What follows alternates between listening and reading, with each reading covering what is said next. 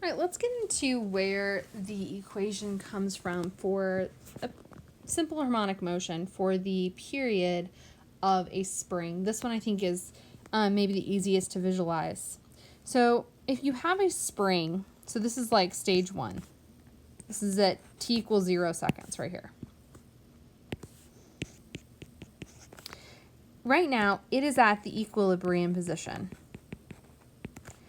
Now, it gets pulled upwards. So at t is 1 second, it's over here. It is now not at equilibrium, but at an endpoint. That means that the distance from here to here is the amplitude. It is now away from the equilibrium position, so the restoring force, which is the spring, the force of the spring, is going to pull it back to its equilibrium position. And so because of that, it has this force, which is going to create an acceleration. So while the speed is 0, it does have an acceleration and a force that points to the left. At the equilibrium position, the speed is 0. All right, so now that it's over at this location, the acceleration is 0. The speed is, we're going to say, to the right to get it to go to that place.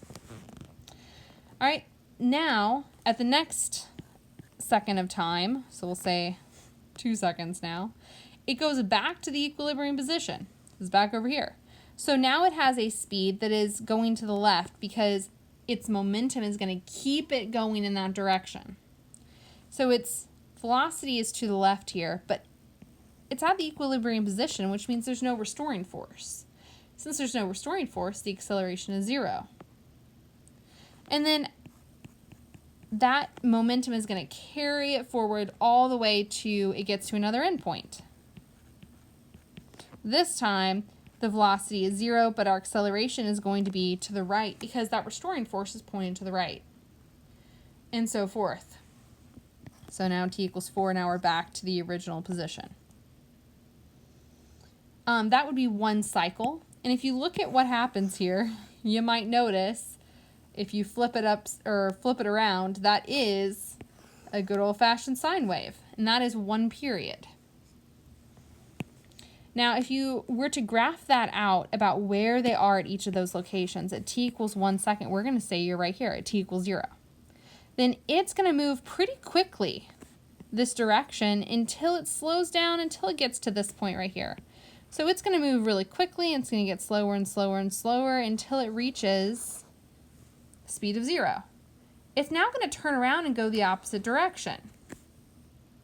So what we see here is we see it go really fast, slows down to a stop. Then it goes in the opposite direction. It goes faster and faster and faster, constant speed, slowing down, slowing down, slowing down. And then again, repeats the same the other direction. That's what we see just in a linear path. So we just see it go back and forth like this. But by graphing it out in a different direction, graphing it like this, you will see that as it speeds up and slows down, it goes like this, which makes a nice old circle. So this right here would be at t equals 0. Then at t equals 1, it's at this location. At t equals 2, it's back over here. It's now moving this direction. At t equals 3, it's over here. Speed is 0. T equals 4, it's back to this location. Now, this is helpful because if we think of this as a circle, then we can use all the stuff that we've learned about circles. So if I want to find the speed that this is traveling, really the speed around a circle is going to be 2 pi r over the time. Well, the radius of the circle is this distance right here.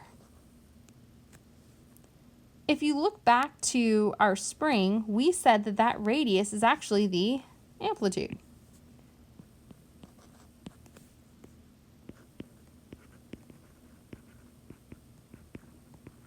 So to find the velocity of this, we can do 2 pi times the amplitude divided by the time it takes to complete one cycle, which is the period. All right, so we're going to hang on to this. We're going to come back to this in a second. If you think about this with energy, at this location, all it has is speed. We have kinetic energy. And all of that speed, all that kinetic energy gets converted into this stored energy inside the spring, because at this location, we have no kinetic energy. All that energy is stored into the spring. And then we go back to kinetic, and then we go back to stored in the spring, and then we go back to kinetic, back and forth like this. So I can say that the stored potential energy at its maximum place, that would be at the amplitude, is equal to the kinetic energy at its maximum. This is going to be at the equilibrium position. And this one is going to be at an endpoint.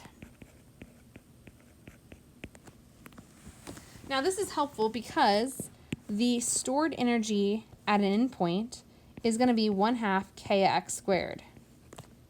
We know that x has to be the distance away from its equilibrium, which is the amplitude. So I can write that as 1/2 k a squared. For kinetic energy, the maximum kinetic energy is going to be 1/2 mv squared. So we know that 1/2 mv squared, we know v is really this. Let's plug that in over here. That's our 2 pi amplitude over the period. That's how fast it's going to be going. If you think about it as a circle going around the circle, that's at this location right here. Now, with this, let's go ahead and cancel what we know. We have 1/2. Oh, I forgot my squared. That would be bad. Squared, there we go. The 1/2 will cancel because we have 1/2 on both sides. Let's do some arithmetic here. We know that we have k, let's keep with the red here. We have ka squared is equal to m.